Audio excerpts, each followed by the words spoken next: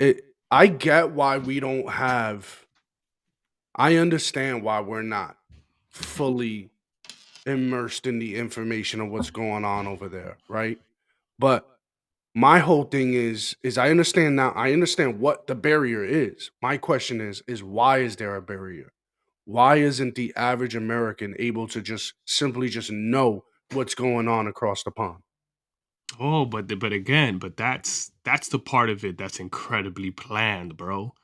Right? What I mean is incredibly planned is again like right now, right in this where I want to play some of this here, right? As we begin. But what's happening here, man? This is incredibly interesting. Hey, what's up? What's up, Travis? And so while we That talk, I'm gonna get some live feed here so that we cool. can Let me play this. I want go you to ahead, see go because for it. I need to get your thoughts on this, Macho. Because just so this is 30 minutes in already. The first 15 minutes he's describing the history, and I'm playing Putin. And again, for those of you are joining in, we're not taking Putin at his word. We're just trying to get to the source of what he's saying, right? To now compare that to the source of what the media is saying that Macho will be pulling up certain things, and he mentioned certain good points. So but why not start here, right? Not because he's telling the truth, but because this is the person who's calling these shots now, right? So I'm Mhm. wondering what he's saying. And check this out, Macho. He's in the U.S. relations now, talking about односторонних нелегитимных санкций против других государств, зарубежных физических и юридических лиц. На Украине перещеголяли своих западных кураторов. very interesting. Ukraine has outperformed its Western masters by inventing sanction against its own citizen, companies, and television. So not only is he saying that the Ukraine, right? I'm catching people up here, Machos. I know I played there on the I 30 got minute a mark. question too that I didn't think about it before we press live. Mhm. Is is there some similarities to what happened with Cuba too? Because remember, Russia had its tentacles in Cuba as well as America. Yeah, You remember that? but what makes this situation complex is Ukraine before the USSR broke apart was actually part of Russia. It was Russia, yeah. Yes, that all was Russia, right? USSR, not even Russia, right? USSR altogether. So again, now the split of it is the historical fact that he spoke about. Not only the split on it, but what happened after and the agreements that Russia failed in many ways, right?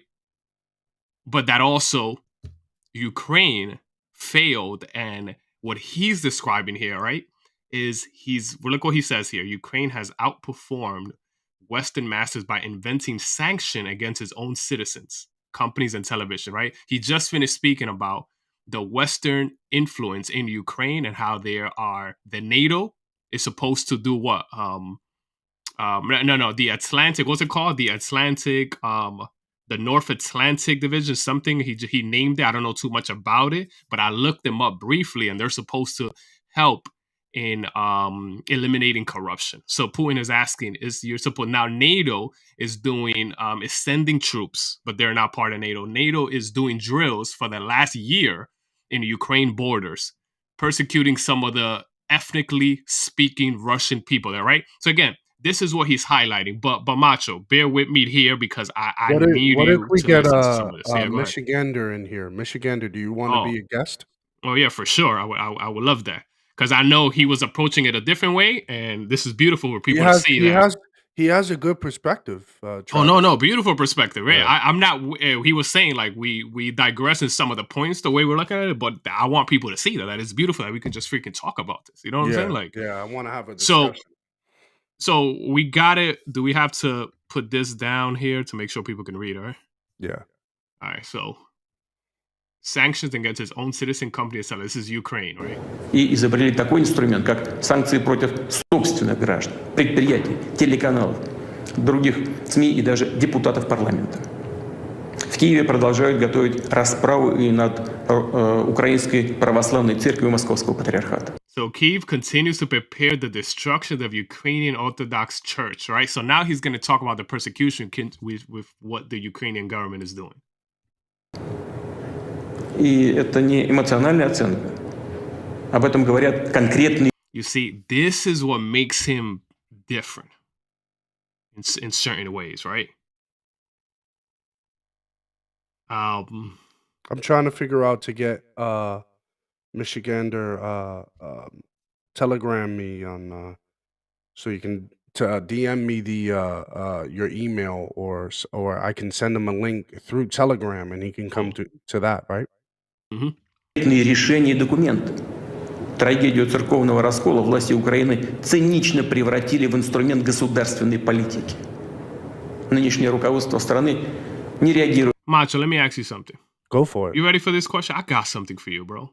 It's a simple but deep question. Do you think Putin loves Russia? Yeah. Okay. From Just keep that in mind. at face At face value, value. Yeah, absolutely, we yeah. could be wrong for sure. We're just here, right? But that's an interesting thing because I think so too.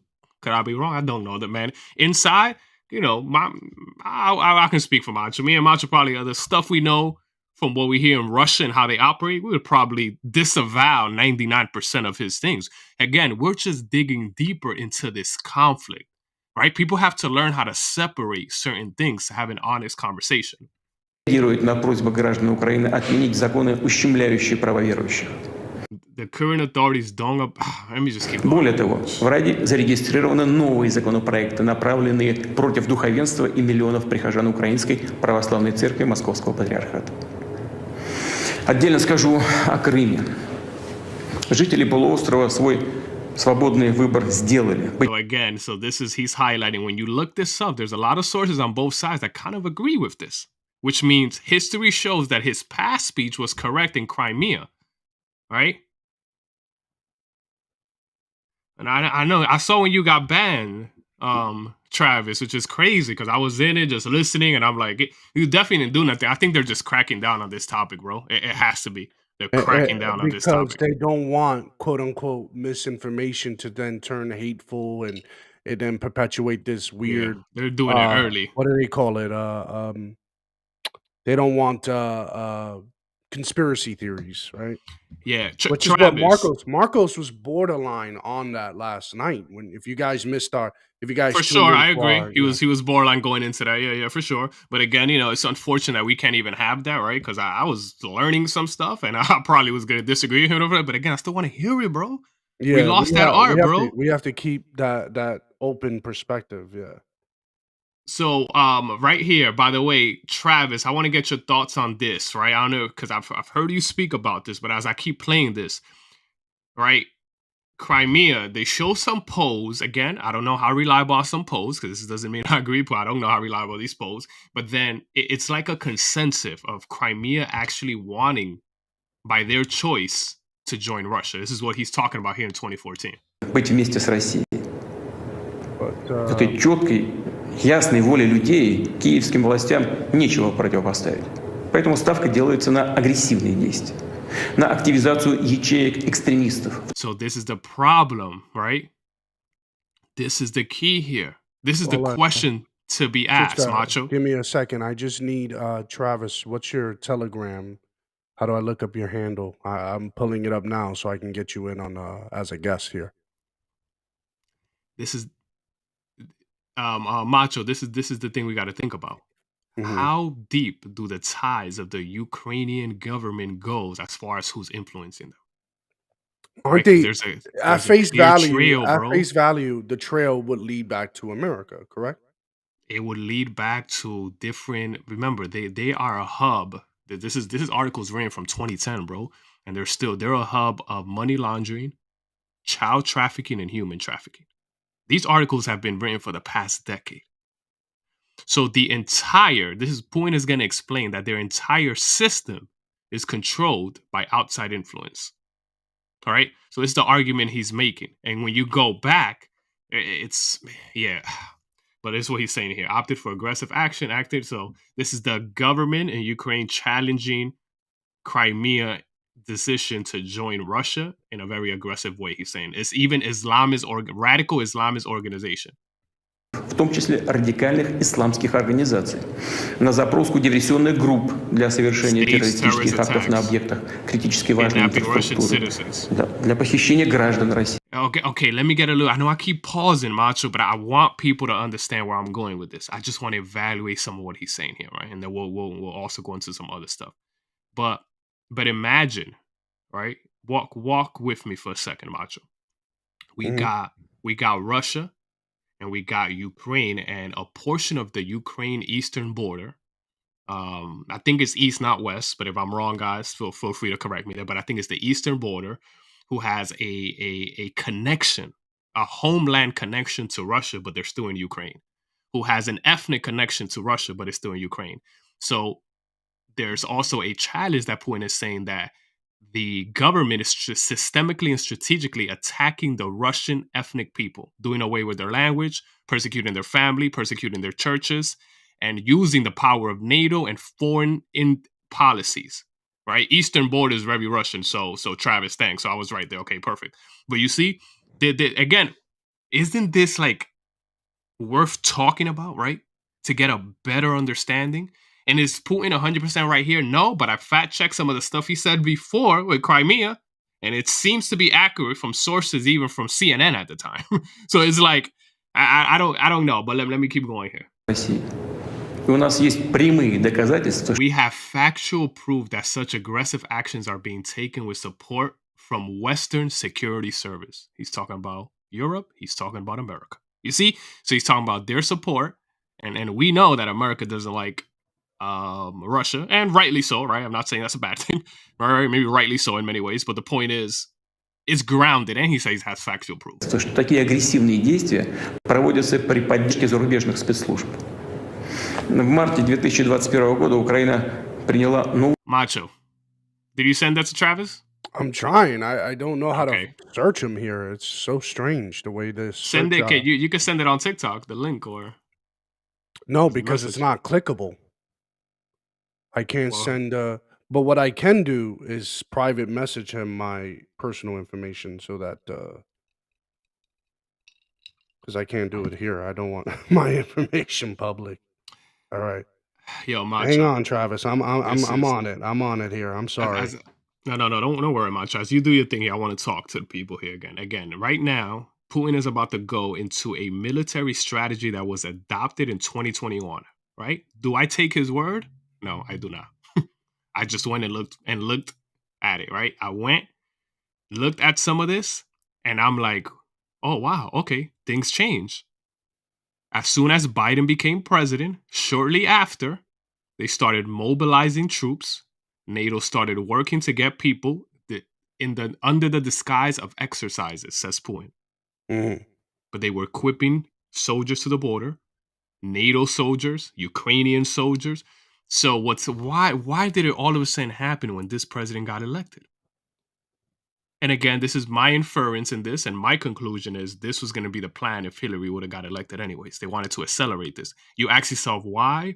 Destabilization, right? I'm not going to go into a big conspiracy here. Does Hillary have any involvement in Ukraine?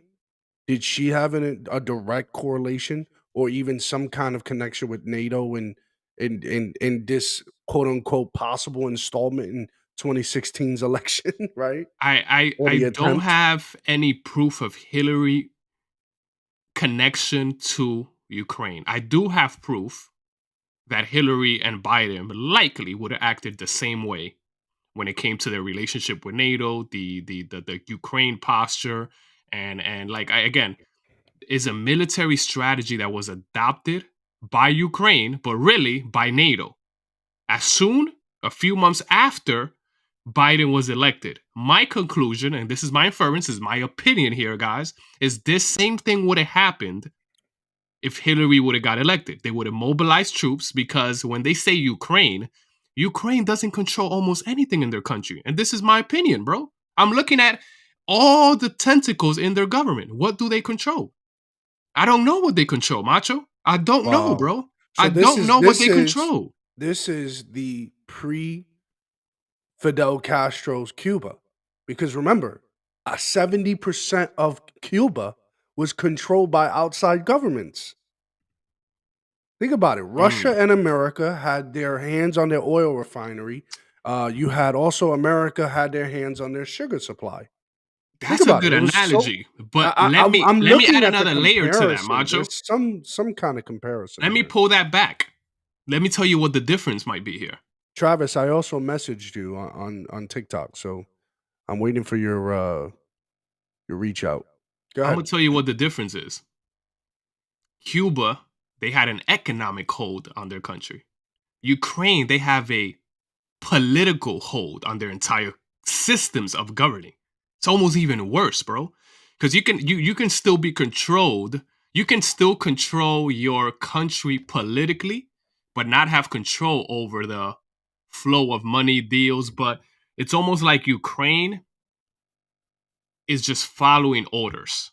Again, and again, I admit this is from my research, what I'm gathering. Okay. That's what I'm gathering. All right, We gotta Macho. get I'm just into the- sharing what I'm gathering.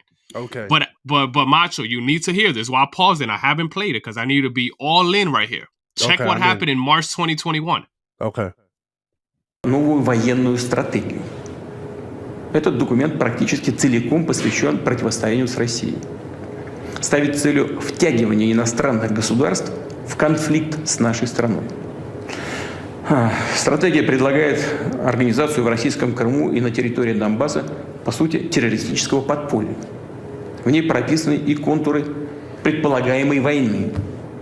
А закончиться она должна, как мнится сегодняшним киевским стратегам, далее процитирую, при содействии. Wow. With this is March 2021, Assistance of the international community on favorable terms for Ukraine. and hold up, Macho, please bear with me here. This just blows my mind, bro. What I'm learning, it doesn't blow my mind. I don't know if it's Russia's fault. I don't know. I don't know. I'm just a student of this, Macho. And as I'm learning, bro, I'm mind boggled. I need you here for a second, Macho, with me. Keep walking with me here. Международного сообщества на выгодных для Украины условиях. А также, как выражаются сегодня в Киеве, тоже привожу здесь цитату. Повнимательно слушайтесь, пожалуйста. При военной поддержке мировым сообществом в геополитическом противостоянии с Российской Федерацией. По сути, это не что иное, как подготовка к боевым действиям против нашей страны, против России. Look, this is what Hillary was also spewing. This is why it's a red flag for me, Macho. It's a red flag, bro. You remember the hostility against Russia and nuclear weapons that totally almost disappeared when Trump came into office? I think it's deeper than Trump just being buddies, right? Like that's like, wait, nothing's that simple, guys. So like, that's how my mind works. You know what it is? They both, the posture that Trump had was against UN, against things like NATO, everybody paying their fair share. He held people accountable at the world stage. And again, Putin, in his own way, right? Let me phrase this. In his own way, I'm not saying it's better, not saying it's good, is doing that. So they were able to see how to. Now, bro, Macho, we have like a passive-aggressive administration here now, just like Hillary. Passive aggressiveness, you know, almost like threatening. Trump was very clear. Look, I'll get along with you. You just get out of the way here. I'm not doing deals with NATO. I'm not interfering. It was clear. That's as far as my goal. I'm not even going to say it was better. I'm going to just say it was clear. You knew what you had with Trump. There's a lot of passive aggressiveness, bro. You heard Biden's speeches calling this man names and doing this. Same thing Hillary was doing. It's almost like they want this. You know? Macho, I said bear with me. I just need another minute or two here, but go ahead. No, share. go for it. Go for it. Go ahead. No, go ahead. I'm good. I'm enjoying the ride here. Мы также знаем, что уже прозвучали заявления о том, что Украина собирается создать собственное ядерное оружие. И это не пустая бравада. Украина действительно располагает еще советскими ядерными технологиями и средствами доставки такого оружия, включая авиацию, а также оперативно-тактические ракеты .У, тоже еще советской конструкции, дальность которых превышает 100 километров. Но сделают и больше. Это вопрос только времени. Задело советского времени есть. By the way, quick thought. This is something now, outside of this speech I looked up myself. When the Soviets split, guess who had most of the nuclear technology and power? Oh, Ukraine. But in a deal, and they gave it up. They gave it up in a deal where this is where Russia, I'm trying to learn what happened. Looks like they broke their end of the deal, right? In many ways. And then Ukrainers, you know, this is where it gets more complicated. But that's interesting for people to know. Обзавестись тактическим ядерным оружием Украине будет гораздо проще, чем некоторым другим государствам, фактически ведущим такие разработки. Особенно в случае технологической поддержки из-за рубежа. И этого тоже мы не должны исключать. С появлением у Украины оружия массового поражения ситуация в мире, в Европе, особенно для нас, для России, изменится самым кардинальным образом. Мы не можем не реагировать на эту реальную опасность. Тем более, повторю, что западные покровители могут посодействовать появлению на Украине такого оружия. I would like to repeat that Western patrons can provide such weapons, patrons can provide such weapons to Ukraine in order to create another threat to our country. Чтобы создать еще одну угрозу для нашей страны. Мы же видим, как настойчиво осуществляется военная накачка киевского режима. Только США, начиная с 2014 года, Look at this, bro. This is what he's told them. He has speeches, bro. He's saying, let's slow down here. I don't want no problems with Ukraine. Just stop negotiating with NATO, stop bringing personnel, and stop bringing arms supply to Ukraine. Right? Like, this is what he's emphasizing. направили на эти цели миллиарды долларов, включая поставки вооружения, снаряжения, обучение специалистов. В последние месяцы западное оружие идет на Украину просто беспрерывным потоком, демонстративно, на глазах у всего мира. Деятельностью вооруженных сил и спецслужб Украины руководят иностранные советники. We are aware that the activities of Ukrainian army are governed by foreign consultants. There's a paper trail of this. Just me reading it, almost evident without Putin saying it. I'm not taking his word. It's just evidence of where the money's coming from. The hub of many corrupted politicians when it comes to money laundering. Oh, so right? Travis says that he's waging war on a figurative what if. What do you think of that, Savory? He's waging war on a figurative what if. Okay. I don't think is a what if, right? If you come in here, I'll love to see where you're going with this, but I just don't think this is a what if, right? Because it's years, right, of troops, the things that he's talking about, from troops, nuclear weapons, and all that, is years of that happening, and also the threat of the Russian people, right? Because this is something I want to ask you as well. Actually acting a certain way, the Ukrainian people acting a certain way towards those Russian people, you know? Oh, what's up, Travis? You here? Hey, we got it. Yeah, let's just have that. What's going on, my guy? We don't have Good to a have you here. We don't have a video here of. There we go. There he goes. Oh yeah, he's here. I saw him. You didn't see him? So Travis, let me share a bit where I'm coming from, right? For the record, I have no interest in protecting Putin. I have no interest in protecting Russia, right? I just for the record, because I know this is where it goes. I'm just the type of person that wants to evaluate deeper rather than just say he's invading Ukraine. I tend to think things are just not that simple. He's invading Ukraine because he wants to take over, and he wants to mass power land X, Y, and Z, right? So I'm looking at his speech. And mind you, Travis, I'm not taking his word for everything, but there's certain things that we can trace back to what he's saying, whether it's legitimate for him to take into consideration or not. That's a different discussion. I agree with people, right? Whether it's legitimate or not, to really kind of see if these justifications, right? That's for people to decide.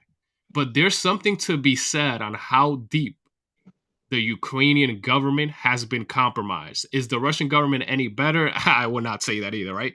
But if the Russian people, right, let's say two corrupt governments and power, and if there's Russian people on the eastern part of, and I'm using this analogy, right? If the eastern part of Ukraine and those people there want to be closer to being governed by Russia, closer to that power, closer to, because he is making allegations of these people being persecuted a certain way, right? His ethnically, he's talking about schools, them not letting teach in schools. Maybe stuff he's doing in his country. Maybe he's 100% hypocritical, right? So I'm not even going to defend that. But the point is, he takes a lot of pride, and I'll finish with this and let you share. I think he takes tremendous amount of pride, and this is my opinion here, on taking care of Russians his people, and he has a strong hold. How he started this speech, I don't know if you saw this speech, but he does a strong, I think, sincere hold on the past, which means, hey, we fought for this. This is part of Russia's history, whatever. I don't think that's justification to what he's doing. I'm just giving you a story behind some of where he's coming from. But again, I just think there's just a lot more to this story that involves fair criticism at the world level, not only directed at Putin. Yeah, I think a lot of what you said is true. And I think the clearest way to understand where people's identity lies, and it's a lot of it, especially on the eastern border. You've already seen, I don't know if you were reading about it, there was two, I guess, separatist movements that were named after the local towns that they were in. I'm going to butcher their names. Yeah, one like, with a B. And yeah. Yeah, like Donetsk and like Vodosky or something like that. I was reading a bit about it, yeah. They're more, I think the best way to identify them is they're not Russian or Ukrainian. These are the folks that are Soviets. You will see a lot of Soviet memorabilia, Soviet symbols. I've been to Kyrgyzstan. I've been in Kyrgyzstan before.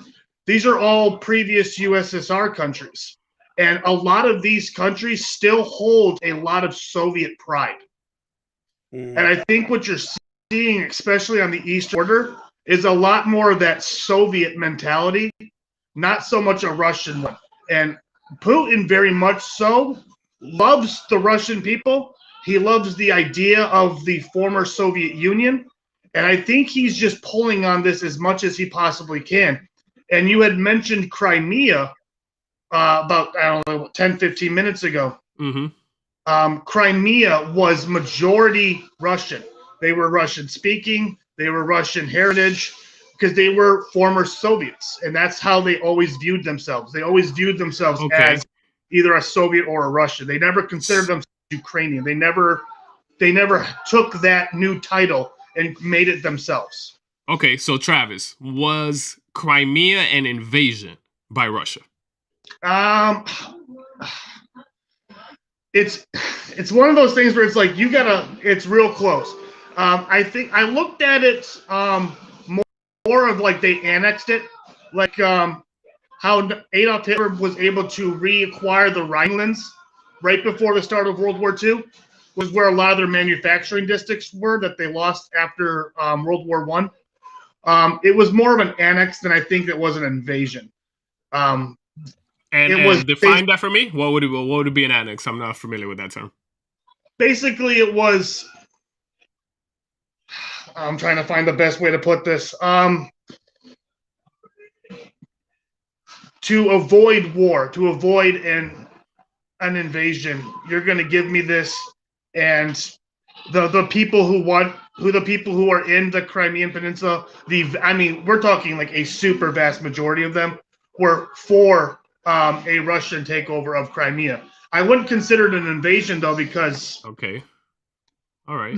We're not seeing today what we saw back with Crimea. We're not seeing tanks. We're not seeing missile strikes. This was basically. No, we didn't. No, I thought we did. I don't remember. Now, this was what, 2013? Again, I don't remember from what I was catching up on. It seemed like we saw. Again, this seems he's attacking for different fronts. It's a much bigger kind of territory, but it seems like in many ways is a comparable kind of thing. It's not comparable because of the size of it but comparable in the logistics of some of those people wanting, because this is where it gets difficult. If the people in Crimea wanted to be a part of that and they consider themselves being part of Ukraine, right? A lot of these people were expressing a falling, corrupted, and why they weren't saying about Russia is beyond me. That's a conversation to be had, right? But they were saying that about Ukraine. That's their problem, their personally. So if I have 100,000 people and 80,000 tell me they want to be part of this other region next door, that's almost like a partly freedom issue, especially if they've been pleading for that for years, right? So I think to myself, all right, where do we draw the line here? Because this seems like what the people were deciding. Same thing with Crimea right now. And again, to what extent here, I don't know. I've been looking. I don't have all the sources, and we usually hindsight is 2020. So probably a few years from now, we would actually see, right? So I'm not going to pretend like I know. But from what I'm seeing now, we do have from the for what you shared as well in the chat, the history of Eastern Ukraine area, right? Where is the ethnicity, the pride, they're more connected naturally to Russia, what they're doing, and they're kind of on board with where they want to go. It seems like. Yes. Yeah, we saw before, like this was 3 or 4 days ago. Basically, freedom fighters for getting out of Ukraine had attacked. I think it was like a half a dozen Ukrainian soldiers were killed by the rebel forces that were Ukrainian born. Mm.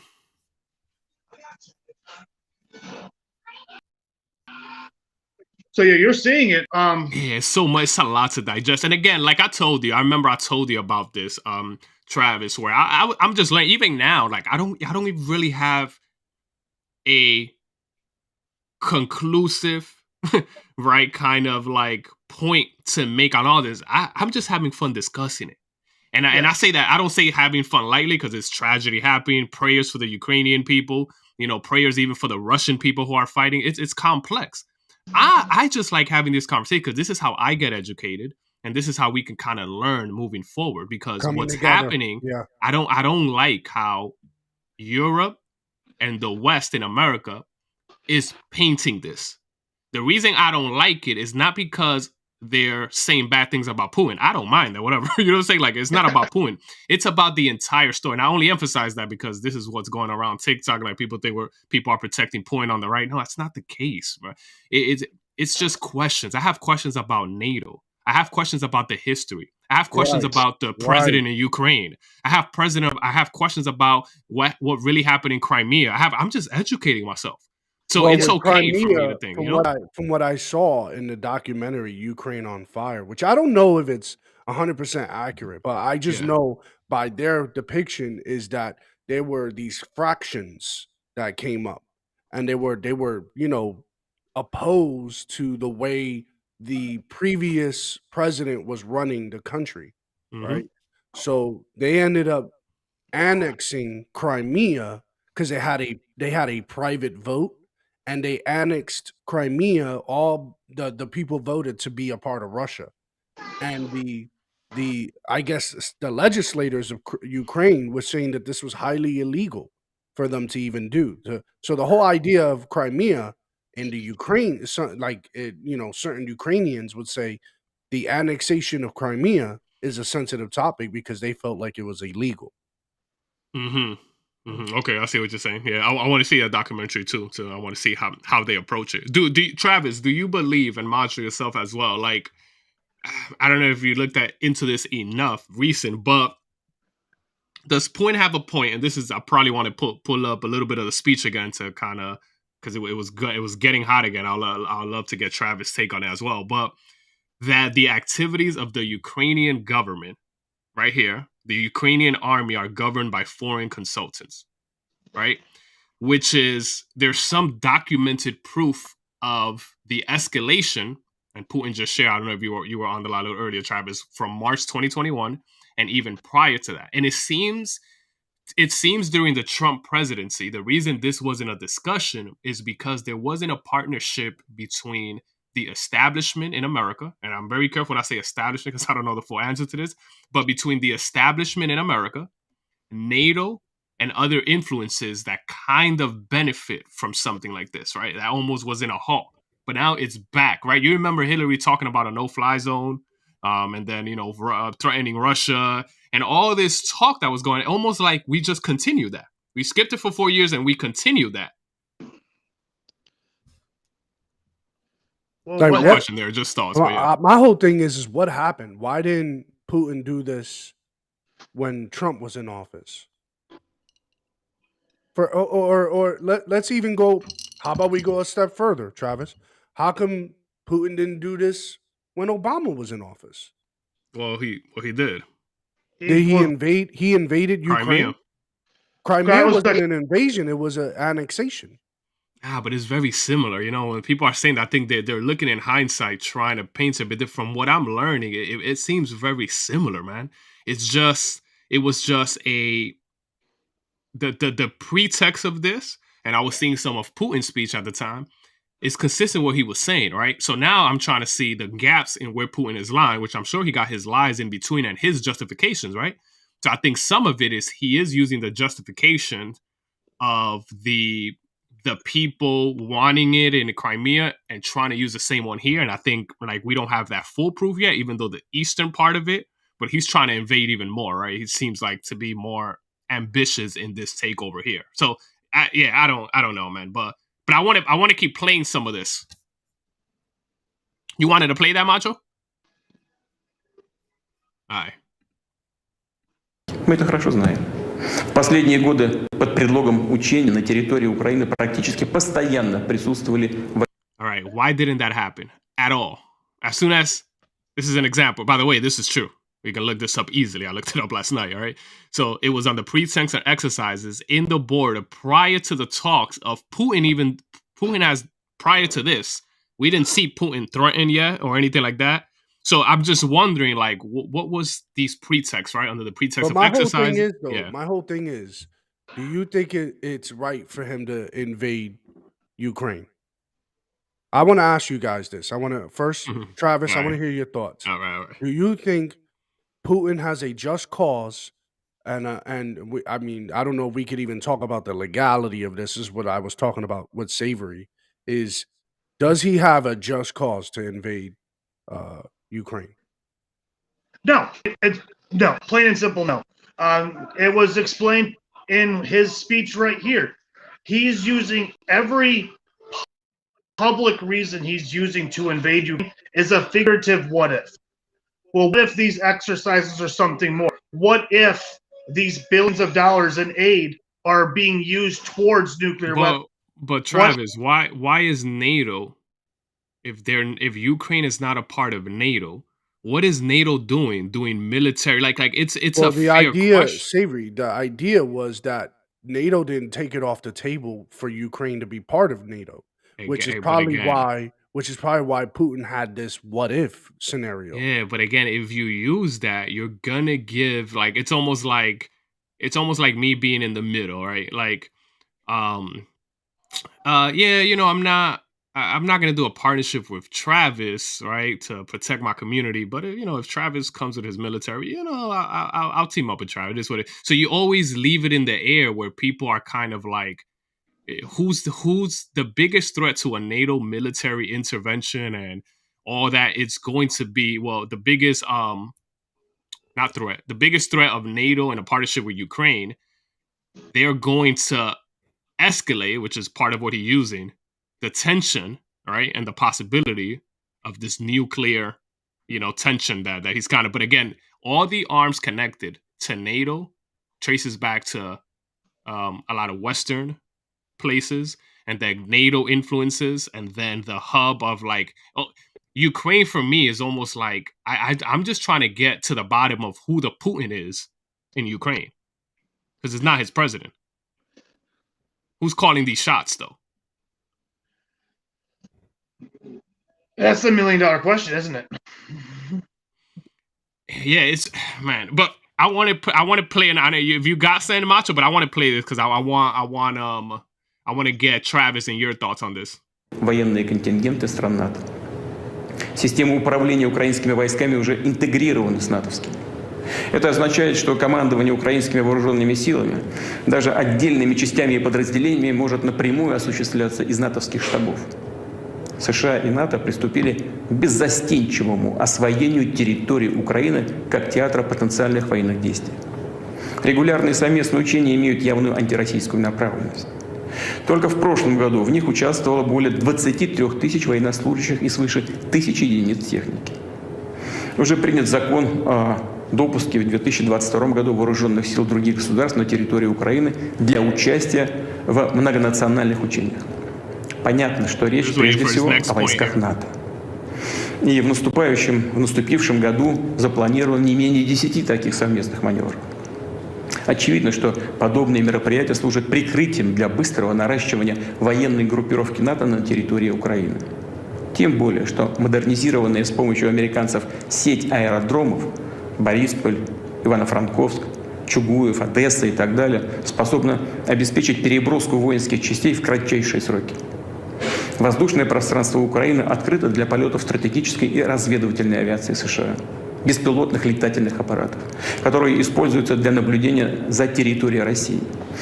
Добавлю, что построенный американцами Центр морских операций в Очакове позволяет обеспечивать действия кораблей НАТО, включая применение на Украине развернутые учебно-тренировочные американские наши партнеры. Go ahead, Macho. Let's transition to Jen. She's live now. Today we're seeing Russian people in the streets, open letters from leading Russian journalists and cultural figures denouncing President Putin's war of choice, and reports of Russian mothers concerned about the reckless deployment of their sons to this fratricidal war. I think it's important to remember back in 2014 when they didn't even acknowledge that they were sending Russian soldiers. They didn't even acknowledge when there were body bags coming back from Ukraine into Russia. And there is an outcry in the streets by Russian people, by more Russian people than I think many would expect. It's live. Yeah, go ahead. Oh, okay. No, you just can't have it both ways, right? So people are trying to paint it now, but look, she's even saying like, it was a war zone there, right? They were invading it. She's painting it, so it's a lot to this what happened before. But let's keep going. Disagree with what he is doing in Ukraine. One more. Speaker Pelosi's talking about sending $600 million in lethal aid to Ukraine. Is this something you support? We are in conversations with Congress, and I mentioned the president spoke with leaders just earlier this afternoon. I don't have an exact number, but those are ongoing conversations about what needs the Ukrainians have on the ground in a variety of categories: security, humanitarian, other economic assistance. Go ahead. Does the U.S. have any analysis to indicate that there is dissent or division within Putin's government, or is it your understanding that Putin's government is united in this war? It's an interesting question, and Jamie, without getting into intelligence, which obviously we look at, I mentioned obviously Russians protesting in the streets. That's not exactly what you asked about. But if you watched the meeting the President Putin had with members of his national security team the other day, it was quite striking, the back and forth he had with his intel chief in that meeting.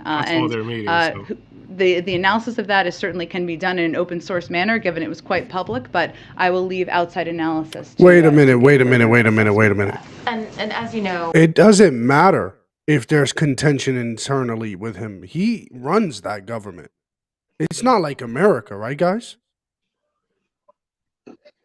I would definitely say that Putin has a much louder voice in the Russian government than our president does, yes. Right. Yeah, So it's like, yeah. But I do think from the two, and again, this is from my limited, the two, I saw the whole hour and a half on one sector with the security concern, and the one that happened in 2014 had a similar one. He does give a lot of weight to what his leadership says, right? He doesn't do a vote. I think he can override all of them, but I would say there's an amount of respect. Like he wants the validation these people do it together, so. But yeah, it's definitely different than America. but that's not something that I care about. The contention inside the Russian government, I don't think anybody cares about. The guy is still invaded another country, so I think that's it. That was a stupid question, but okay. All right, check this out, President guys. has no intention of sending U.S. troops to fight in Ukraine. That has not changed. Go ahead. No intention to This was after send the president earlier, U.S. but I don't troops. think we got a full answer. Yesterday, Okay, Travis, what do you think about that? How's that look? That looks pathetic. Oh, God. We had mentioned earlier when the Soviet Union broke up, what country had the most nuclear arsenal? That was Ukraine. And does Ukraine still have those nuclear weapons? No. They gave them up. They denuclearized. There was a promise that Russia made with Ukraine. And that promise was, we won't attack you because you're giving us this nuclear military, right? It was a little, but it was a little more involved than that. From what And NATO, and if I remember correctly, NATO, and obviously with that, the U.S. promised protection as well in the event of a Russian invasion.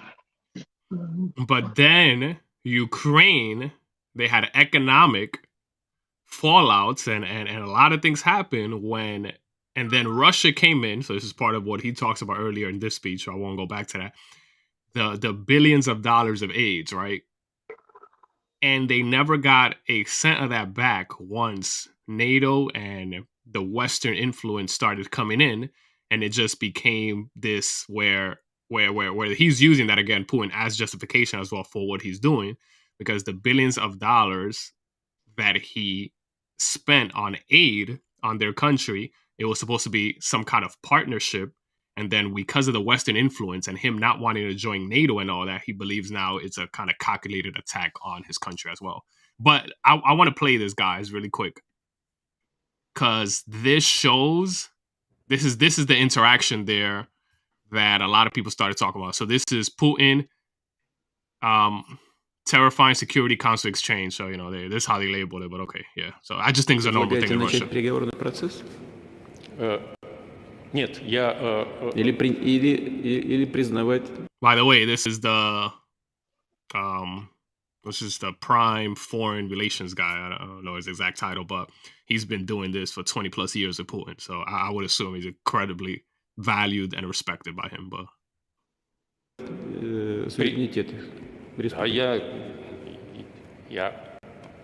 Говорите прямо. Я поддержу предложение о признании.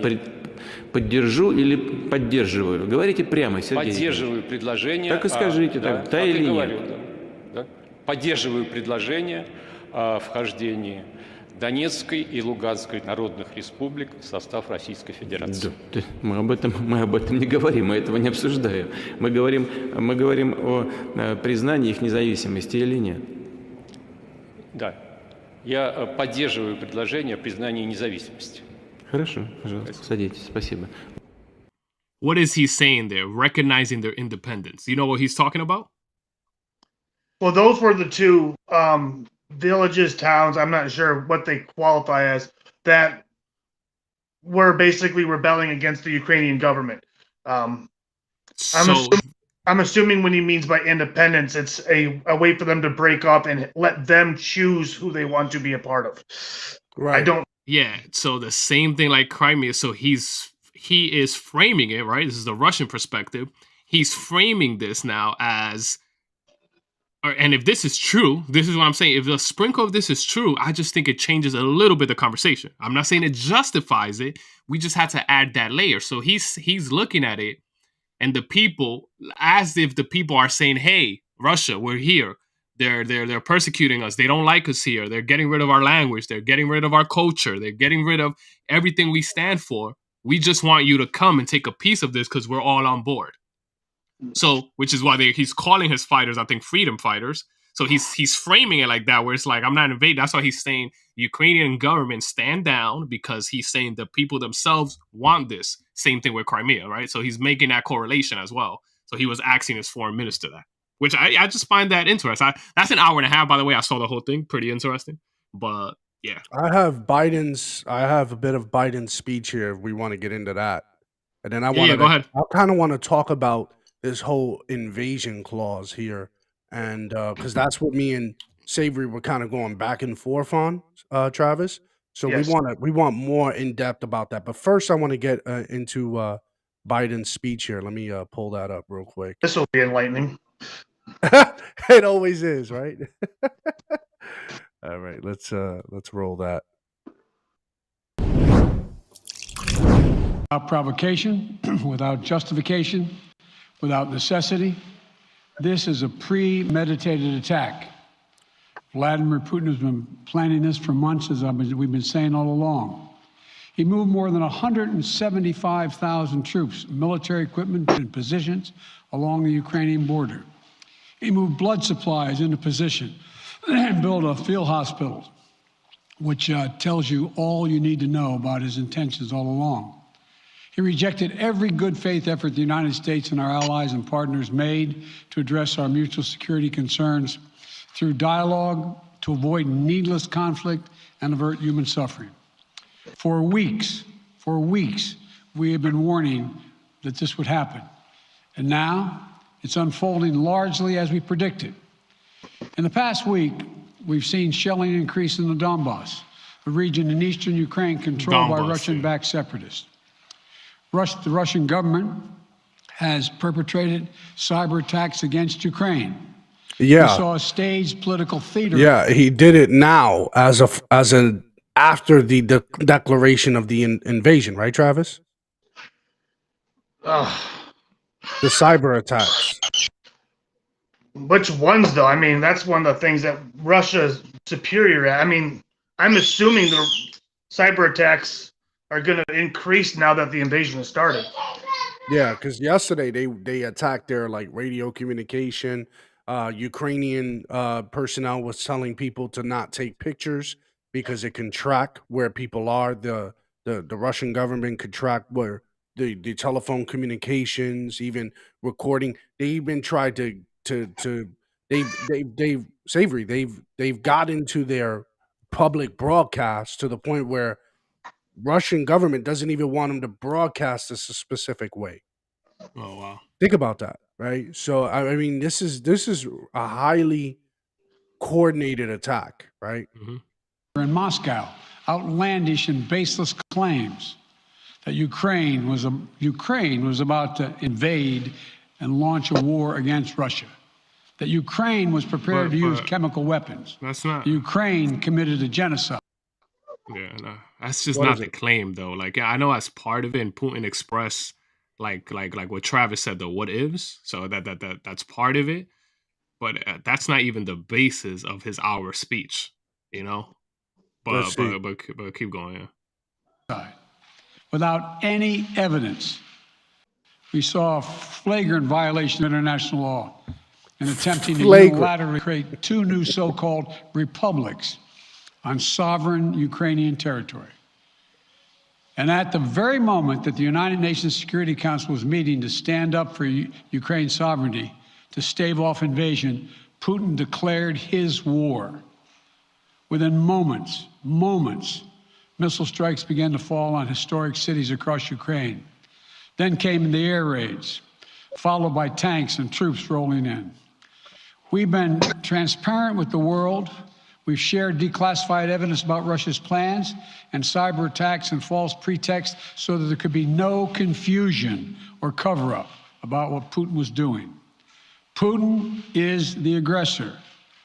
Putin chose this war, and now he and his country will bear the consequences. Today, I'm authorizing additional strong sanctions and new limitations on what can be exported to Russia.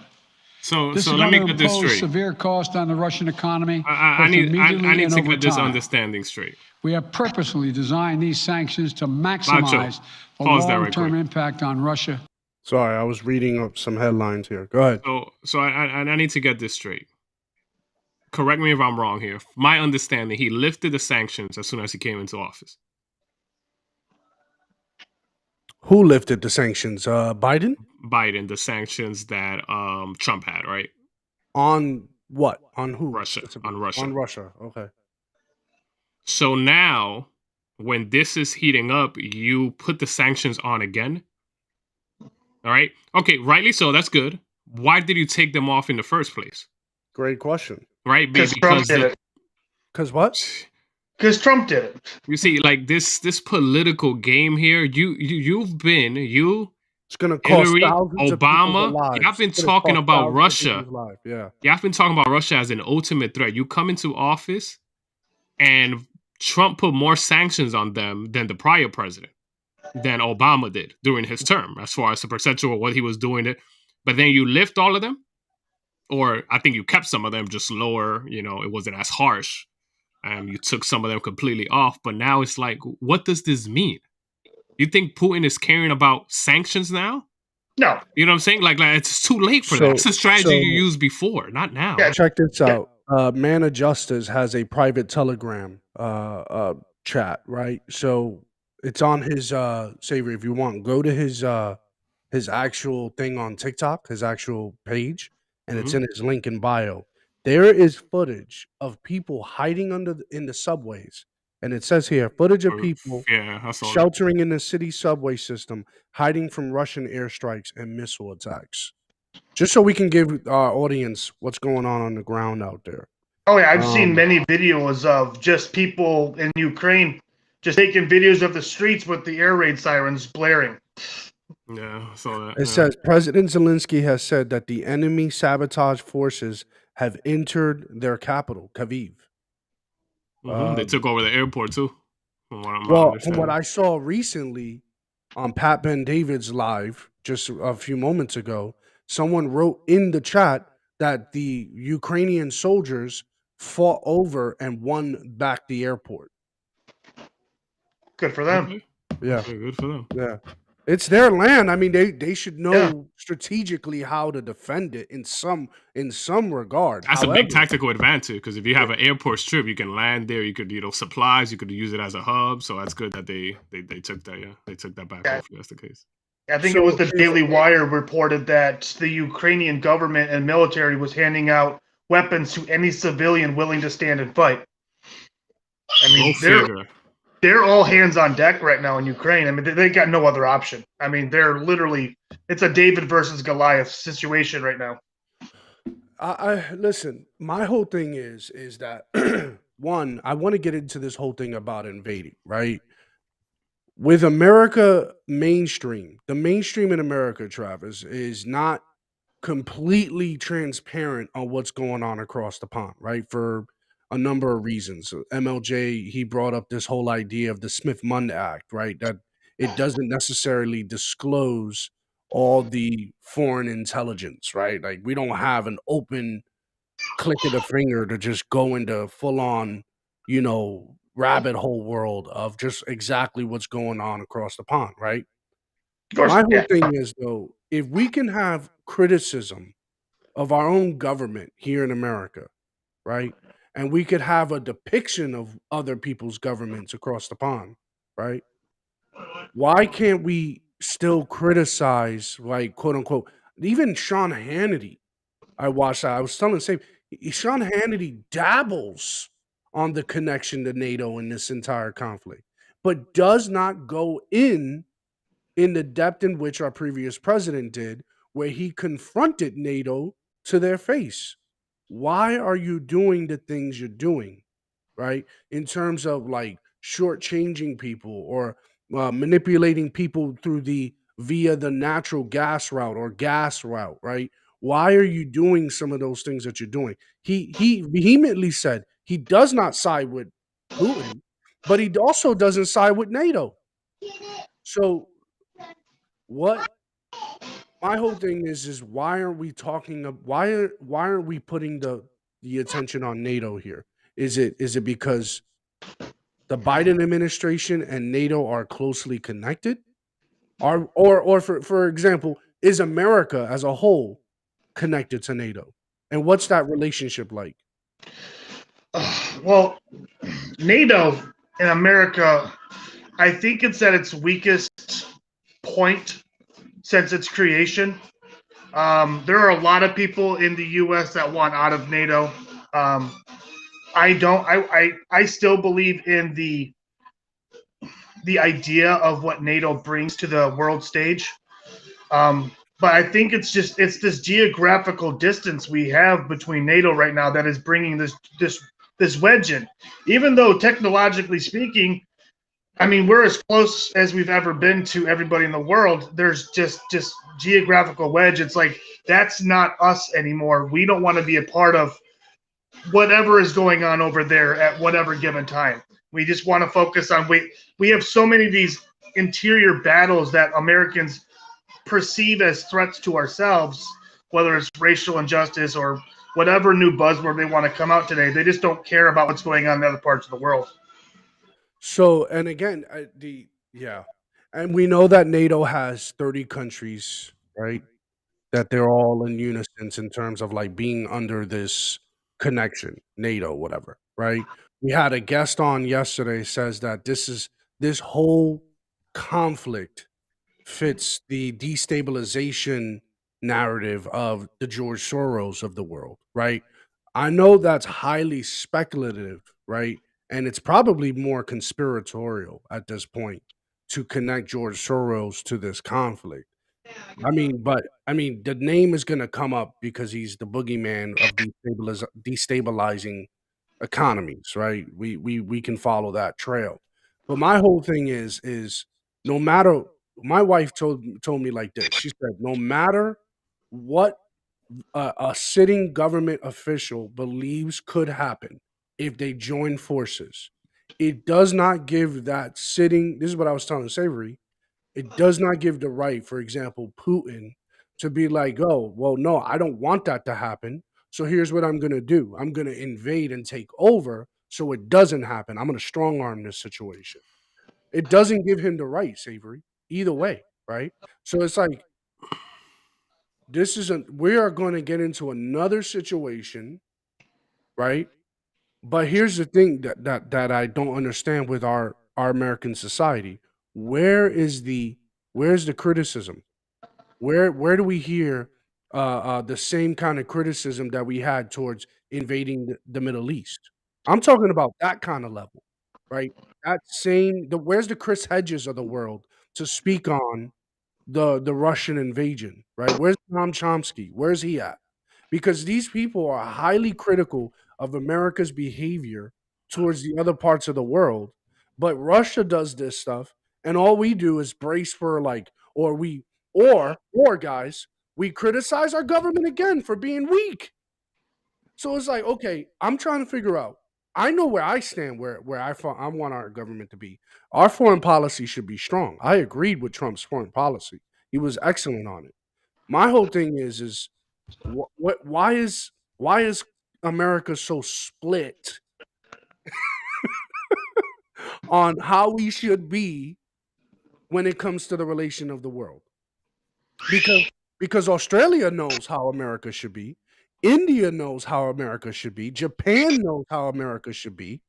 There's no question. That's why what scares me the most, guys, is how India is going to look at us after this. How Australia is going to look at us after this. And even Japan. Because China's going to take over Taiwan. Mark my words. They're going to take over Taiwan. And they're going to be very angry because what's next on the list? India. So they're going to. Why aren't we doing more than what we. Listen, I get it. Pat Ben David brought up a great point, and that is go after the money. But I told my wife, I said, listen, Putin doesn't care because of all the things he'll get in return of taking over Ukraine. Look at all the resources he's going to get. Not forget about the natural gas. Ukraine is rich in so many other resources, right? So you can starve them out before the Russian people revolt against the Russian government, before they even feel that the heat of that sanctions. He's going to have Ukraine to live off of. So I don't know, guys.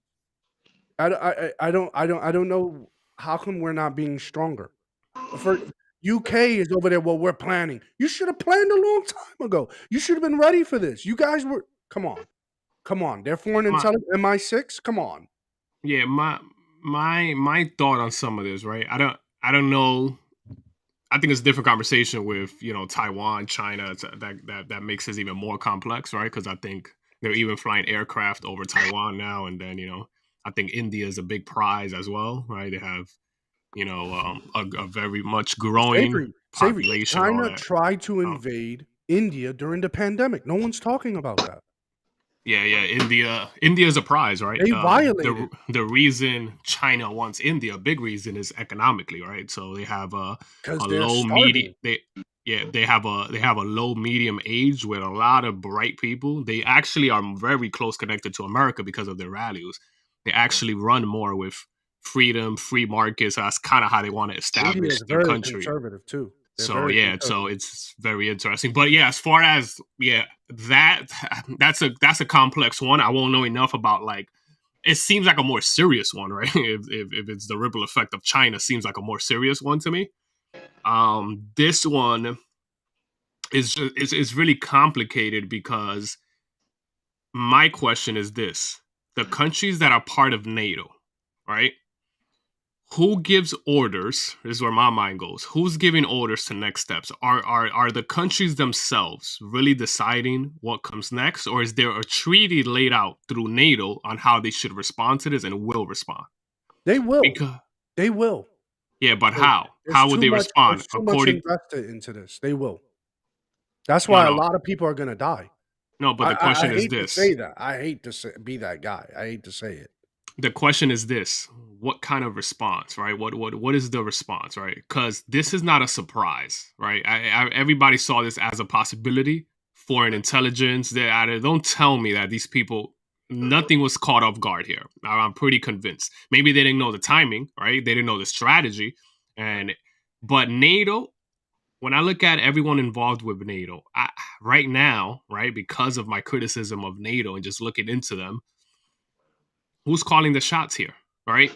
So do you sign, and I don't know, this is just me brain, I don't know the answer to this. Do you sign a contract when you're part of NATO where you simulate this kind of possibility and you say, this is how we're going to respond? Or does the leader in their country actually get some sovereignty in how they respond to something like this, right? This is why I asked that, because if NATO has a kind of preset, determined wave to respond to this, that it's a lot of responsibility on NATO and what's next, right? A lot of fault to them, I would give, because they're controlling too much, in my opinion, all right? I don't know what the next steps are, though, here. Do you think, Travis, other countries are going to get involved? And then to what extent? I think other countries, I believe, will be getting involved. And I think it's going to be military action. Sanctions, you pointed out, sanctions aren't going to do crud anymore. We're way past sanctions. Sanctions are used to prevent war, not to end them. It's going to take. Excellent point. Wow. I think it's going to take a military action.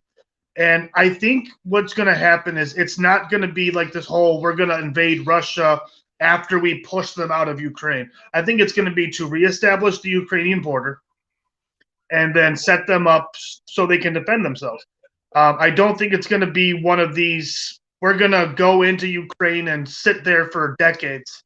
But to your point, I agree. I myself, I'm ignorant. I don't know if NATO has a set SOP, standard operating procedure, on how to deal with this. I don't know if it's like you were saying, whether a country has control of how things are done, or if it's the NATO body itself that controls these things. I don't know. Yeah, I think, Saver, I think if we really look closely, and I said this, I said, I understand why Putin would want to invade Ukraine. I understand, not rich in resources, rich in natural gas. This would be a huge win for NATO by them. First off, two things. Huge win for NATO if they stand alone. Huge win for NATO if they join NATO. Either or, it's a benefit to NATO. However, if they are taken over by Russia, it's a huge win for Russia. Huge win for their economy. Their GDP is suffering. The representative, I think I wrote it down here. I got to find out. But the representative out of California, I think it was Lou, he said that the GDP of Russia is suffering. It's half of California. And this is also what I said about China. China's economy is suffering as well.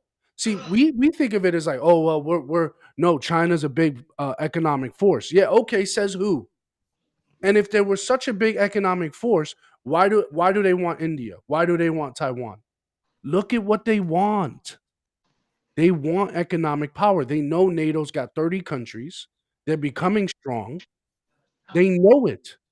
So they feel like, hey, this is going to put us at a disadvantage, and we're going to play second fiddle to another superpower. No, we're not doing that. We're not doing that. So there's some selfish means to this. I get it. I understand it. You got to know the devil that we're dancing with. We know. We understand. But it's still not right. I agree with Travis. It is absolutely unequivocally inappropriate for Putin to carry himself like this in year 2022. I'm sorry.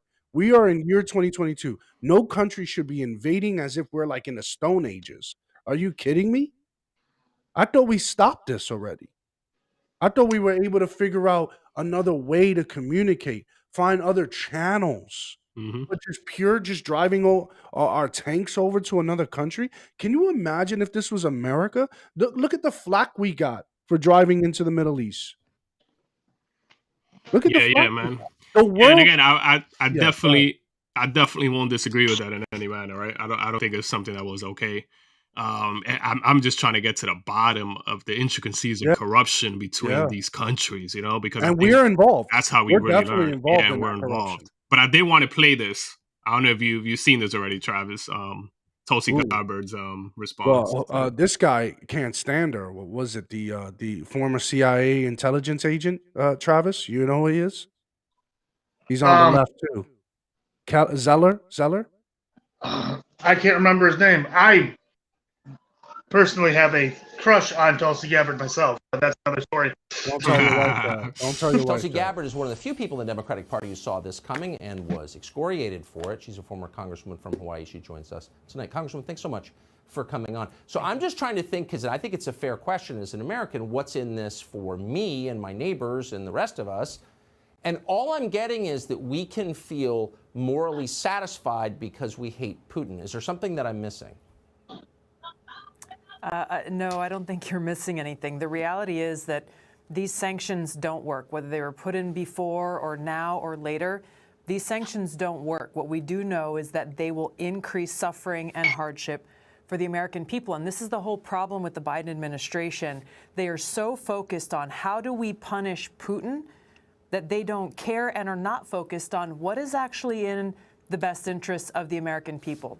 So when Biden stands there and looks directly into the camera and says, Hold on. defending Does that freedom sound will like cost America us. first? Is that Tulsi Gabbard saying, talking America first? A Democrat? Yeah. She's actually pretty consistent with that. I think when it comes to wars. What do you think, Travis, from her takes? Oh, Tulsi Gabbard 2024. Yeah, All day, every day. So she's you pretty would vote consistent. a Democrat, huh? Oh, I don't vote party line. I vote for the person. Yeah. I wouldn't be against voting her too when it comes to foreign policy. Like it's solid for me from her takes. Like it's very solid. I don't know her other. I still have to hear like other Nikki stuff. Haley with foreign policy. She was much better at foreign policy, but she's not running. But it's okay. Yeah. Nikki Haley is good. Us. What he really should be saying is looking directly into the American people's eyes and saying, this will cost you, because these sanctions are not going to cost him or Kamala Harris or the power elite in this country, even the power elite in Russia. It is the people who will suffer, the American people, the Russian people, people here at home working hard every single day, facing those drastically increasing prices at the gas pump, facing increasing costs. So she's like a Joe Manchin Democrat, probably, right? Is that how we would categorize her? In some ways, yeah. They both have, I think, different ideologies. But if you're using the analogy of like going against the party norm, I would say, yeah, in many ways, yeah. Yeah. What do you think, Travis? Oh, I view Joe Manchin and Tulsi Gabbard kind of like blue-collar Democrats from 15 years ago. They're true Democrats. It's just that the Democratic Party itself has just shifted so far left that they just sound like moderate conservatives now. The old school Democrats in the 90s were probably the ones conservatives were voting for. Yep. Is that fair? Yeah. By the way, guys, I hate to leave this to this point of the show, but I think I have the solution to all this. I actually found a beautiful tweet. I forgot to tell you guys. Stop. Breaking news. I'm gonna tell you right now what the real solution to this. Cenk said right wing doesn't love Putin just because he is an authoritarian, tyrannical leader. They love him because he's a white. Here we go again. You see, this is the solution that I've been waiting. I had no idea, guys, but this is it. White authoritarian leader. Race has become more important than even nationality. How can we forget about race, guys, in this conversation? What's wrong with you guys? And he said they've turned on democracy, now even America, in favor of a white warlord. So you already know if he was not white, this was never going to happen, guys. You see, you got to be a little more critical, guys. I'm challenging both of you right now, okay? Come on, man. Ain't nothing whiter than a Russian. I'm just saying. I just don't. Oh man, the logic. Why are we involving race into this? Right? This is about power. This is about economic advantage. Right? This is about, we know why Putin is invading Ukraine, but we don't know how culpable Ukraine is. We don't know how culpable NATO is. We don't know how culpable US is. Quite frankly, let me ask this question, which we haven't asked. Do we want to know? How involved the corruption is? Right. I do want to know. Because I Ooh. personally believe, and I just don't have enough evidence. I just think NATO is a cover for something, right? NATO. What the reason I say that, it's not because I have a big conspiracy, even though that can be another conversation. Is because they haven't really pushed forward on their vision, right? Like when I read some of what they're trying to accomplish in each country, like how has NATO been effective, right? I So we don't see how have, NATO's been, other than a show of like, hey, they what- all got together yesterday. Hey, let's condemn Russia. I guess, all right, that was the right thing. I'm not saying it was the wrong, but it's almost like, what's, I don't know. I don't know what NATO is to the world, right? Other than the face of the vision that sounds really good. It sounds good, the vision, the idea's there. But what if NATO's connection to Ukraine and other countries go deep into and by the way, this is not conspiracy because we have proof of this, right? We can pull some of this up, which is very interesting. NATO's involvement in Ukraine is very, very involved, even though they're not part of NATO. The reason and you know this is very and involved, certain American leaders are very involved. very Obviously, involved. Joe Biden, the Biden family is Yeah, involved yeah. in No, this. China has hubs there. You have human trafficking traces. You can't trace it to a specific country, right?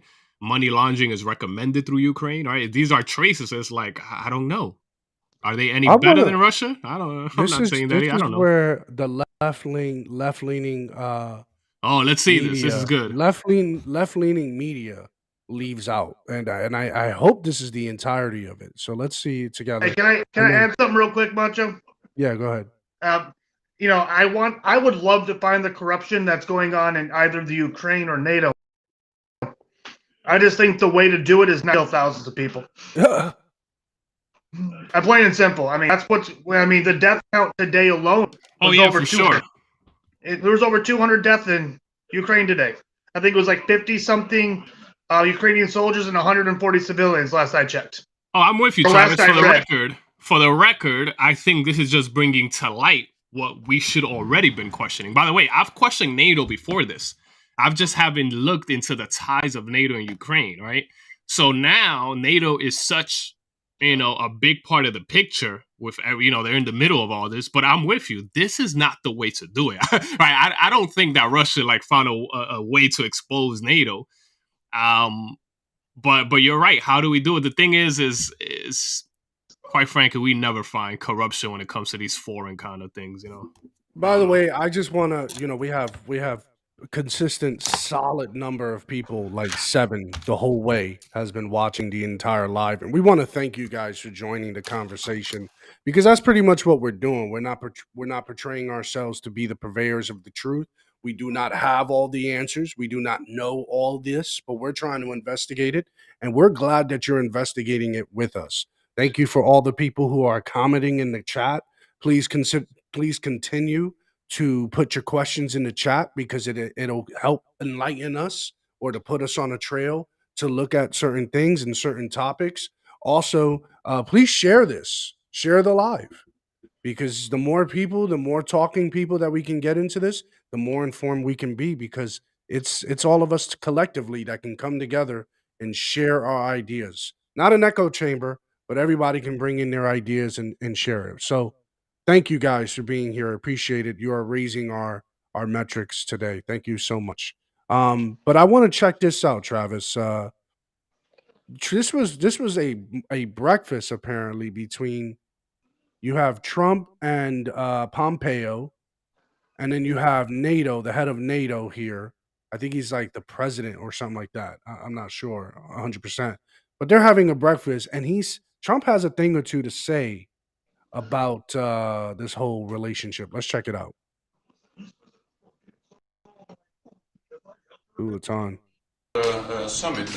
And First of all, it's great to see you again, Mr. President, and good to have you here for the summit. And we are going to discuss many important issues at the summit. Among them is defense spending.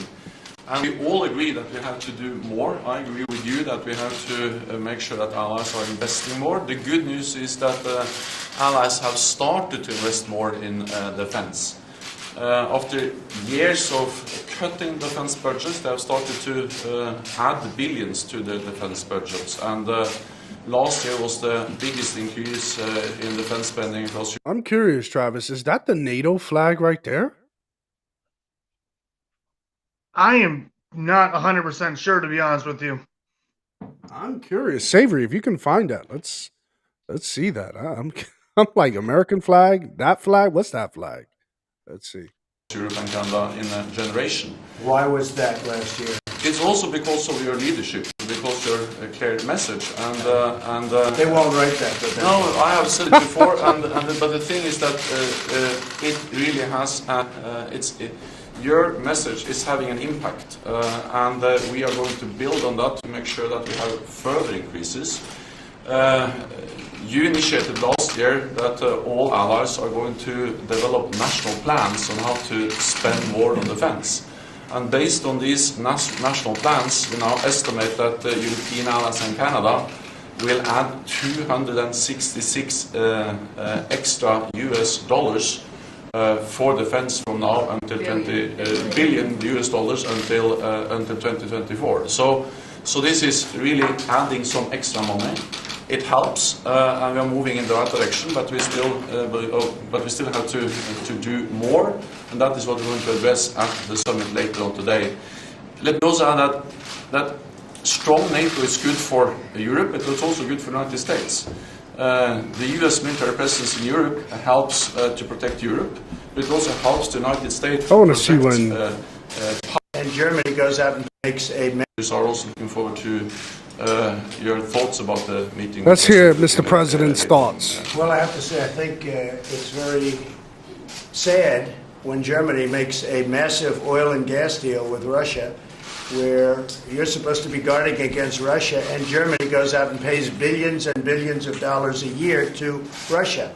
So we're protecting. All right, so he just comes out of the gate, guys, and just starts swinging, right? Like, Travis, he just comes in, listen, Travis, you know he comes from New York, right? So there's no sugar coating. Savory, get out of here with that. I'm listening to the Orange Man. All right, give me a second. Protecting Germany, we're protecting France, we're protecting all of these countries, and then numerous of the countries go out and make a pipeline deal with Russia, where they're paying billions of dollars into the coffers of Russia. So we're supposed to protect you against Russia, but they're paying billions of dollars to Russia, and I think that's very inappropriate. And the former chancellor of Germany is the head of the pipeline company that's supplying the gas. Oh my God! Wait a second, Savory, get in here, Savory. Where are you? Why are you in the background? Wait a second. Wait a minute, because I haven't heard this. I saw this, Travis, right? I've not heard the details of this. He literally came at all of them. But hold up, Macho. Before you continue playing that, this is going to be really quick. I want people to see, right? What was the frustration of Trump, right? North Atlantic Treaty Organization, that's NATO. $3 billion from the UK. Look at this. Explain this. What is this? So this is what I'm reading here. Total spending on security topping $1 trillion for an estimated third straight. So this is what each country is spending, right, on NATO, on defense for NATO in the year 2021. So look, 73 billion, 65 billion, 59. So all the countries involved, right? So he's challenging countries. And then look at America. 25. There's how many countries in here? 30. And America pays 25% of this budget. What? Of what? For what? $1.2 trillion. This is what Trump was challenging. Because why are they putting in 2021? The U.S. will account for 69% of the total defense spending of all NATO countries. This is what Trump is challenging. This is why it's relevant. So now explain to me How is this justifiable? There's other superpowers on that list, so don't tell me superpowers. NATO countries have seen a steady rise in defense expenditures with total. And what are they using that money for? Other countries, conflict here, like they're just using it as they please with no accountability. Again, this is the list here. Second is the UK, Germany. But then as you keep going down this list, you got countries who are paying nearly nothing for what? In comparison to America. This is for security. What security of what? That's the problem. This is why I'm very skeptical of NATO. The reason I'm very skeptical of NATO is because I don't know where that money goes. I don't know how that money is used. And why does America put Travis, so much of that? It's very simple why we spend more money than them. I don't think any of those countries have a GDP of $811 billion.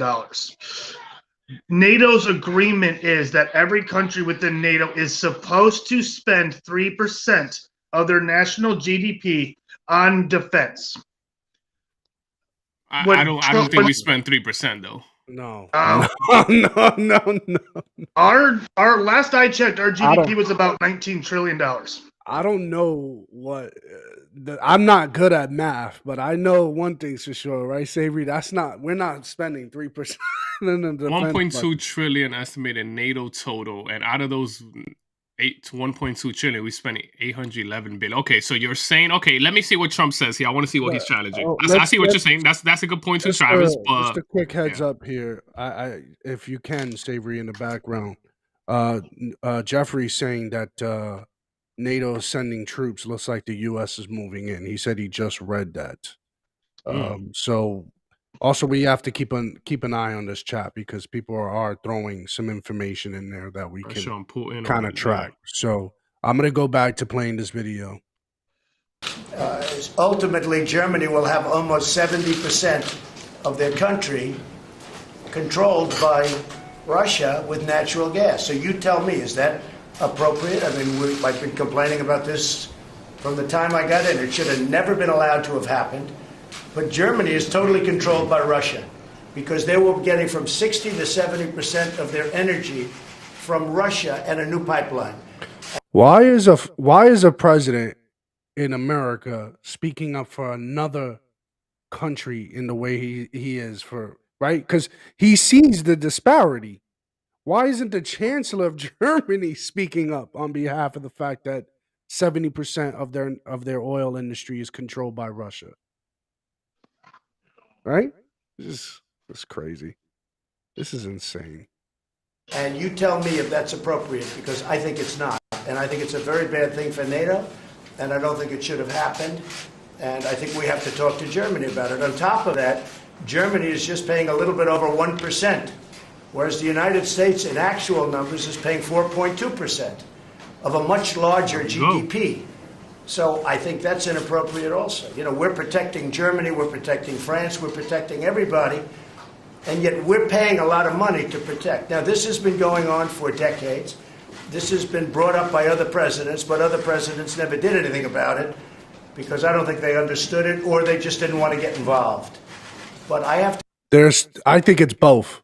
They didn't understand it. These guys weren't money guys, right? So Travis was on point, by the way, but he's challenging that some countries are paying way below that 3%, and America's paying a percentage higher, which we know that 1% of trillions, 1.5% lie, 1.5% extra. We're talking about hundreds of billions of dollars. He's challenging. I think Trump was exaggerating a little bit. If I remember correctly, our GDP last year was what, $20.96 trillion, and you take 8 billion. I think that's just under 4%. So I could be wrong. Doing math off the top of my head. You think he was being conservative? I think he was overestimating. I think we spent just under 4% of our GDP. My math might be a little off. But again, remember, he's not only challenging that, right? From what I'm gathering here, he's also challenging the responsibilities of NATO and the U.S. involvement and all the countries they protect and all that. You know, still doesn't take away to the responsibility of putting 3%, but so much for a Putin sympathizer. He literally called it out. He said 70% of the oil is controlled by Russia. That's inappropriate. There's no mistaking the words in what he said there, right? Yep. Yeah. Yep. So To bring it up because I think it's very unfair to our country. It's very unfair to our taxpayer. And I think that these countries have to step it up, not over a 10-year period. They have to step up immediately. Germany I like the fact that he incorporated the taxpayer. I felt important for a second there. is a rich country. They talk about they're going to increase it a tiny bit by 2030. Well, they could increase it immediately tomorrow and have no problem. I don't think it's fair to the United States. So we're going to have to do something because we're not going to put up with it. We can't put up with it, and it's inappropriate. So we have to talk about the billions and billions of dollars that's being paid to the country that we're supposed to be protecting you against. You know, everybody. What country is that? Okay. What country is that? What country is that? Russia. But you see, so the problem is not only the amount, it's the logistics of where the money's going. Yeah. He was warning us. He was warning us. Look, you just heard what he just said. We're paying billions and billions of dollars to protect you from a country. What's that country? Russia. Now Russia's advancing. Now Russia's mobilizing themselves. They're going to take over Ukraine. What else is next?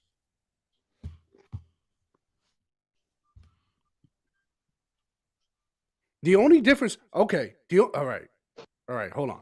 The only difference between the two, NATO and Russia, is I think, Travis, correct me if I'm wrong, NATO was able to finesse their way to gain country control, right? They fear-mongered. I think was the best way to put it. You know, join us, you know, to protect yourself against big bad old Russia. And now Russia's doing it the strong way, right? I'm going to strong arm you to be under. Okay. So they're both kind of doing the same thing. The only difference is NATO didn't kill people to do it, right? Is that fair to say? Okay. Yeah, fair to say, I'd say. Yeah. Of the world, they'll say, well, wait a minute, we're supposed to be protecting you from Russia, but why are you paying billions of dollars to Russia for energy? Why are countries in NATO, namely Germany, having a large percentage of their energy needs paid, you know, to Russia and taken care of by Russia? Now, if you look at it, Germany is a captive of Russia because they got rid of their coal plants, they got rid of their nuclear. They're getting so much of the oil and gas from Russia. I think it's something that NATO has to look at. I think it's very inappropriate. You and I agree that it's inappropriate. I don't know what you can do about it now, but it certainly doesn't seem to make sense that they pay billions of dollars to Russia, and now we have to defend them against Russia. You know, NATO is an alliance of 29 nations, and there are sometimes differences and different views and also some disagreements. And gas... We're going to put that on the other 29 nations? Put you on a wild goose chase. Good luck. From Russia to Germany is one issue where allies disagree. But the strength Look of at this NATO is man that right there despite writing something. these Look at him differences, writing. We have always been able to unite around our core task to protect and defend each other because we understand that we are stronger together than apart. I think that 2 world wars and the Cold War taught us that we are stronger together than apart. But how can you be together when a country is getting its energy from the person you want protection against or from the group that you want protection? Okay, why is he driving this home, guys? Am I missing something? Why does he keep driving this home about the energy? You want us to protect you against Russia, but you're getting all your energy from Russia. Because I think he's alluding, Travis, from what I'm understanding. I'm trying to understand the energy relationship and oil relationship between Ukraine and Russia, but that Ukraine could be paying that money into NATO for the protection that we're talking about rather than paying it into Russia, the people that we are supposed to pay it against. I guess he's just using one country as an example, or yeah. I don't what know. else do you think, Travis? I don't know. I don't know. I think one of the major things that Trump is, my opinion, what Trump is talking about is, where's Germany's best interest in? If they're getting all their energy supplies from Russia, would they really want to see Russia fall? So if Russia does what they're doing today, and you heard it last couple weeks ago, is Germany sending troops to NATO? No. Germany said, "Oh, we'll give you some medical supplies, but we're not sending troops," because they in a sense have now a vested interest in Russia surviving. They don't want Russia to fail because that's where they get their energy from now. Oh, that's I think is what Trump's worried about. Great perspective. Yep. This is good. why You brought it home together. I love the milkman here. All right, check out the chat here. Check it out. It seems like there's a correction here from Jeffrey. U.S. sending troops to Germany and nearby allies. We already have troops in Germany. We have like 70,000 troops in Germany all the time. Okay. Pressure on Putin or assist Ukraine sanctions and giving military equipment to Ukraine and money, thing like that. Yeah. Yeah, keep going here. You understand that when we stand together, also when dealing with Russia, we are stronger. I think what we have seen is that... No, you're just making Russia richer. Well, you're not dealing with Russia, you're making Russia richer. So I think that even during the Cold War, NATO allies were trading with Russia. Then there have I'm sure people miss this. Whether you love or hate him, it's just like, you know what you're getting with this man. I think trade is wonderful. I think energy is a whole different story. I think energy is a much different story than normal trade. And you have a country like Poland that won't accept the gas. You take a look at some of the countries, they won't accept it because they don't want to be captive to Russia. But Germany, as far as I'm concerned, is captive to Russia because it's getting so much of its energy from Russia. So we're supposed to protect Germany, but they're getting their energy from Russia. Explain that. And it can't be explained, you know that. All right, thank you, press. Thank you. Thank you. Oh, they cut it. They cut it. They said, all right. This guy's putting too much pressure. I think Trump nailed the coffin on that guy, though. Yeah, he did. There's no question. Yeah. I think it seems. Hold on, guy. This is why he had to go. Right. Let's understand why he had to go here, because let's say you come into. We have a gang here, right? We have a thing here, right? You just got here. Trump wasn't a lifelong politician. He just what he threw his hat in the ring in 2015, right? Something like that, yeah. So he's been a politician from 2015 to right now. So basically the who's who of the political world is like, you just got here, homie. Like, learn the ropes first. Trump is pushing back saying, I ain't trying to learn shit. I'm challenging this because what you guys are doing is not helping us all in the long run. He's trying to give him a different side of the coin. Hey, you want to make money? So do I. So do the people who live in these countries. Good point, So Macho, yeah. forget about. Look, the only way you stay in power is if people down below you are happy. See, Trump gets the necessary evil. You want to stay fat? You want to stay eating in these nice little. This is a nice table. I like these flowers. Look at these curtains. These are great, right? You want this, right? Well, the people under you need to be happy. And if they're not happy, guess what? We're not happy. So I see he came at this from a service mindset, because what did Trump do for so many years? He created a business under a capitalist environment that is all about providing the need and via good and services. Mm-hmm. So he goes based on the consumer needs, not on what I need. Negotiations, man. He was on it with it, yeah. So they go, no. That's not how it works in politics, buddy. He's like, bruh, I'm enhancing your politics. I'm bringing you guys to the next level. But the way you're doing this is stupid. That's all I'm saying. That's you know. Oh, that's good. That's good. I'm with you on that, man.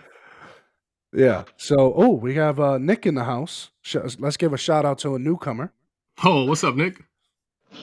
This is the other half to Felicia. Oh, Felicia, right? Yeah. They go hand in hand. It's like Scottie Pippen and Michael Jordan. It's like who else? What other analogies? Kobe Bryant and Shaquille O'Neal we got here in the house. So dream thank you, team. Nick. Appreciate you, Nick. Cindy Ann is back. She's here. What up?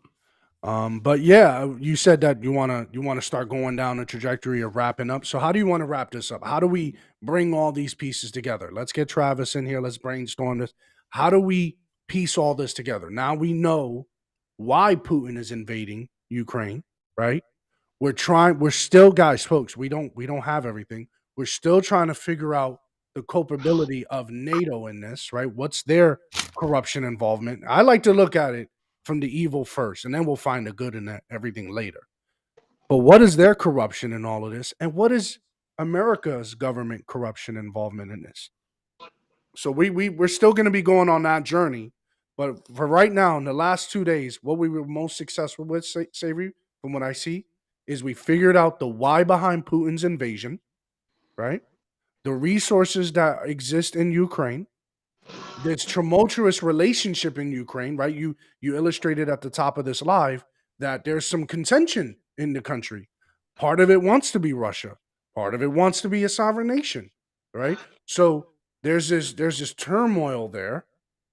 Then you have NATO's involvement with saying, no, we want them to either stay a sovereign country or be part of NATO, right? And then we also highlighted we didn't even get into this part, but I highlighted the whole idea of China's involvement in this. Yeah. So where do we wrap this up?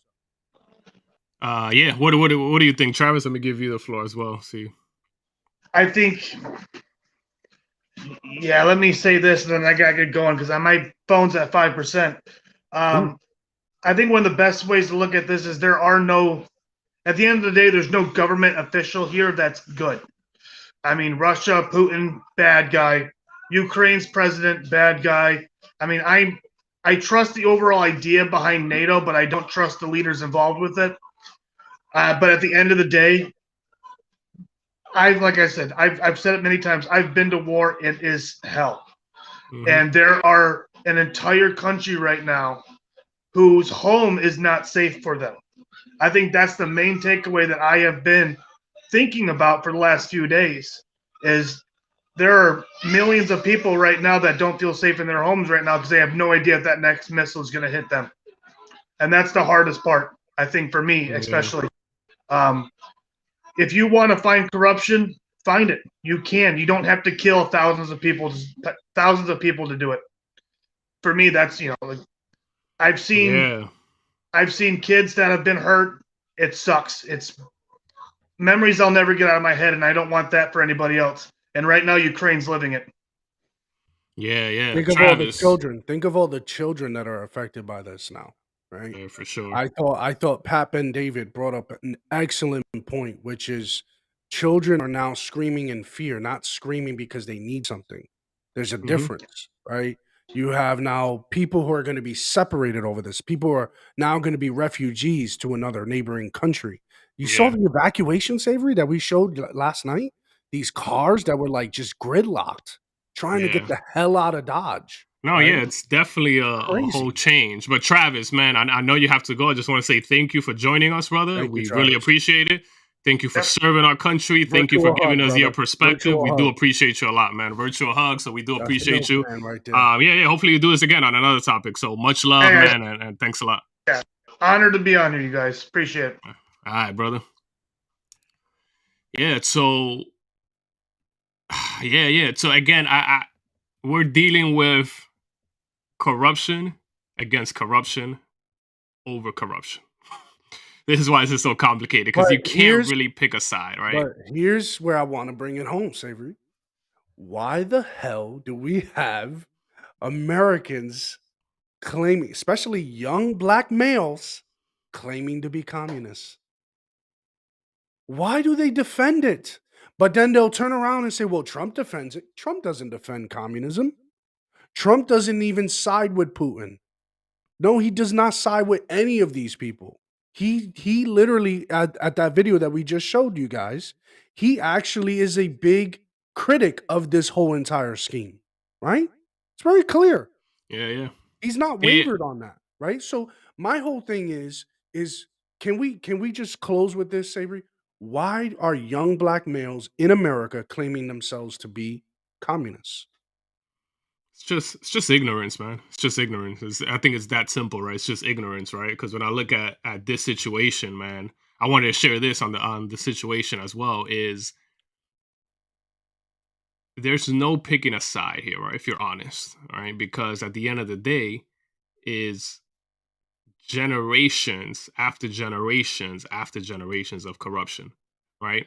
I happen to have my biggest scrutiny. My happens to have my scrutiny happens to be harshest on NATO right now because I know Russia's corrupt. I know Ukraine's corrupt. I just have an X factor on NATO. So I'm not defending Russia nor Ukraine right now because I want to know what NATO has been up to for decades, Correct. how other countries are going to respond and why they're responding like that. And I'm kind of sick and tired of playing into the narrative because what do you gain of playing into the narrative of Russia? What are you playing and get into the narrative of Ukraine? I think one way to be honest about this is uncover the narrative behind NATO. Why? Because NATO seems to be power hungry. NATO seems to be governed by a body outside of the countries involved. And we don't know the voice. Do they do votes? How they have their own militaries? Do they know where they go? I have so many questions. I want to leave people with this so you can know where I'm at. I don't know. I'm not just. I'm with Macho. I don't think this invasion. I don't think the way Putin's handling is bad. But I'm also not going to fall into he's just doing it for a power grab. We're talking about Soviet Union, Macho. We're talking about the USSR. You know what I'm saying? We're talking about This might be a historical implications. reestablishment. This might be a reestablishment of bringing back the Soviet Union. This might be that sign. And again, this time, Savory, that might be alongside China, and that's the scary part, right? Yeah. So Good it's way like, to end. look, my whole thing is let's do away with this ignorance. But I'm not saying we're gonna be fully knowledgeable on these things, right? But let's stop it with the charades here in America. Let's stop it with these games, right? I have my criticism towards capitalism because of government involvement. However, I'd rather be in a capitalist system than to live under a Putin regime. I'm sorry. I don't. I don't want to Of even course. live in a destructional or dysfunctional society Mhm. like Ukraine. I'm sorry. Their government should have been a lot more cleaner. Their government you should have never had American hands in there. NATO, I'm sorry. Something's up. You can't be a leader of 30 nations speaking or a voice of 30 nations, but can't seem to answer or answer the hard questions from a guy who's not even a politician. Yeah, You man. can't Yeah, even answer the hard I'm very questions. wary. I'm with you, bro. I'm very This is wary because of terrible. that. I It's just absolutely believe, terrible. yeah, man. I'm just starting to think through how I'm getting more knowledgeable in this situation. NATO just seems to be the hub of corruption for many other countries, and Ukraine seems to be a pawn in this entire thing, They're taking right? advantage of the And people in these countries, not only with our pockets, but they're taking their lives. Think about exactly, that, Savory. They're taking their lives and they don't care. People like Putin, facts, people like Ukraine, people like NATO, they don't care. And Biden's words, he should be ashamed of themselves. We are the strongest military in this world. We should be there. Now, facts. I'm not saying, you know what, go out there guns blazing. We are the force. People rely on us. If Trump was in office, I'm not saying this wouldn't have happened. We don't know. We can't speak that definitively, but it raises the questions. However, if it was to happen, you best believe Trump would have sent troops in a heartbeat. Yeah. So, Guys, thank Macho, you thank you for guys. that last word. That was very solid. You brought us home with that.